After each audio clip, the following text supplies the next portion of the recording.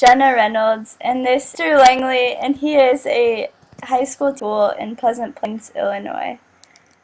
My first question is, what classes are you teaching this year?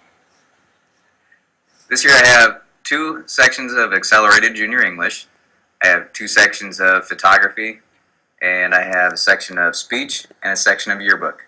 And I also have kind of a directed study. It's called the Webmaster, where I'm the web advisor for a student who works on the district and high school websites. Oh, okay. Mr. Langley was my freshman and junior English teacher in high school, and I know that we did a lot with technology and mostly podcasts in our junior English class, but what kind of technologies are you using, I guess, just in your English classes this year, since yearbook and speech are kind of something totally different? Starting off English classes, we used to do everything kind of in journals way back, where they would do the writing in a notebook and notebook paper, those kind of things. It's kind of nice to be able to get away from that. We've been able to do the summer journals in blogs, so they've been doing that for the last 2 years, and that's been kind of nice. Over this summer, we also I did a book chat where we used online web conferencing. We did anymeeting.com, and it's very similar to Illuminate, which Blackboard's conferencing software. It's really similar, and in being free, it was kind of nice. Give the students a little bit of an experience with that as well. When the school year started up, we did a little bit of our class discussions. Because it is an accelerated class, everybody likes to answer all at once, and with a classroom discussion, that's kind of hard to do. So we started doing discussions, chat discussions, using today's Meet. We're still limited with our security filter, SIPA filter is what we use. Twitter, sometimes it's blocked, sometimes it's not blocked. Twitter would be ideal, but today's Meet is a nice alternative, so we were able to do that. Currently, they're working on a collaborative project with Farmington High School. And it's a high school that's probably about 2 hours away from us. We're close to Springfield, Illinois. It's closer to Peoria, Illinois, so kind of give you a frame of reference where it is. And we're using Google Sites and Skype to work on that. Right, so it's a only online project? Right. Yep, they're looking at Franklin's virtues, and they're working through, they have individual parts of the assignment and then group part of the assignment. The group part, they're going to have to do some work with analyzing virtues and personal anecdotes of how they followed a virtue, and put that into a video format. They'll have a video editor from the group who will compile all the video from the group together, 6 people in each group, into one video, and then embed it into their group page of the Google site.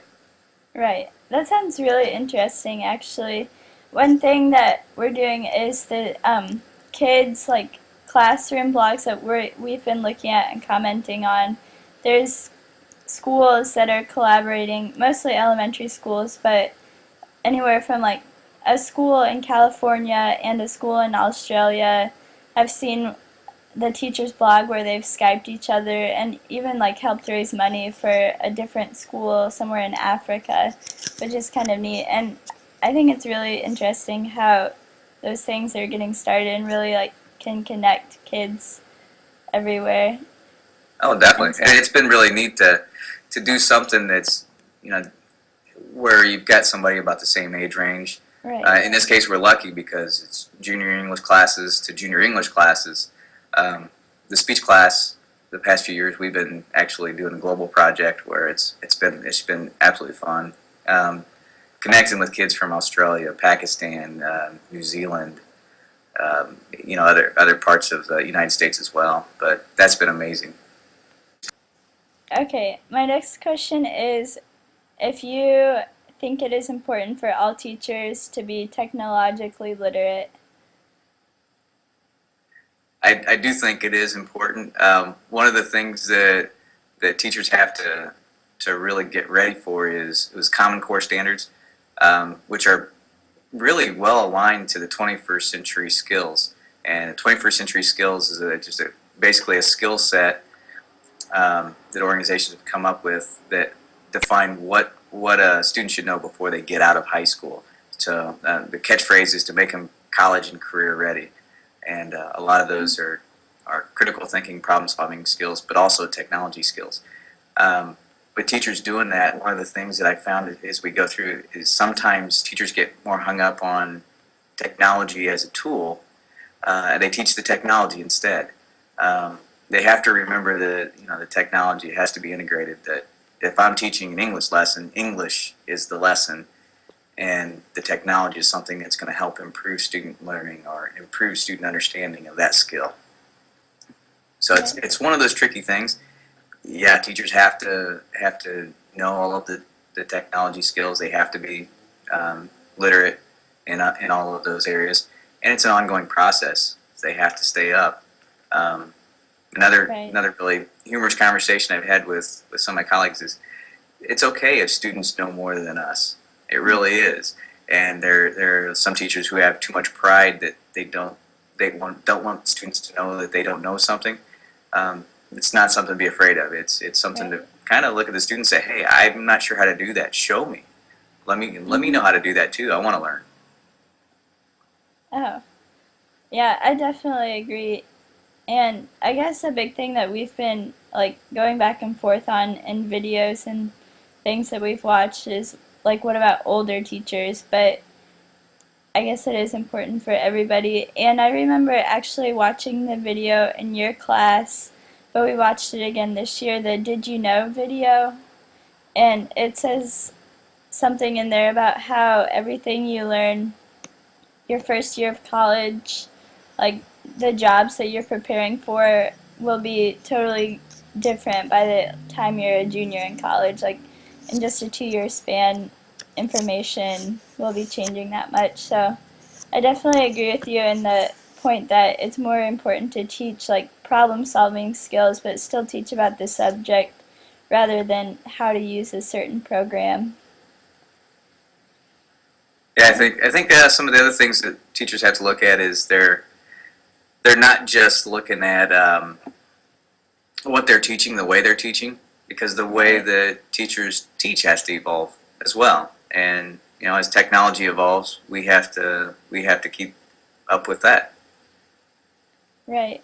And my last question is, I guess it's pretty obvious that technology is evolving even like in elementary schools, and how do you see that affecting your work as a high school teacher? That's a good question. A lot of the things that I'm seeing out there, globally, nationally, both, there is that push that students are more literate. So I think with that coming up through the ages, when students get to high school, the expectation is they'll be more proficient with different technologies, and will be able to use a variety of methods and tools, and literally use technology as tools to help out with different skills.